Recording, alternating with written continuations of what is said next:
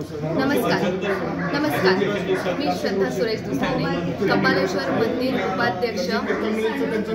आणि आपला संस्कृती ही आपणच जपली पाहिजे। बाहेरच्या लोकांनी येऊन आपल्याला काही शिकवण्यापेक्षा आपण आपली पुढची पिढी कशी करावी, कशी सुसंस्कृत करावी याच्यासाठी आपण त्याच्यावर जोर दिला पाहिजे। तर मला असं वाटतं की आपला छोटासा एक प्रयत्न राहील की संध्याकाळी 7 वाजता प्रत्येक मंदिरामध्ये आरती झाली पाहिजे। कुठेतरी आपण पण आपला एक टाइम टेबल ठेवला पाहिजे मंदिरांचा, किंवा एक त्याच्याने दैनंदिनता येईल त्याच्यामध्ये।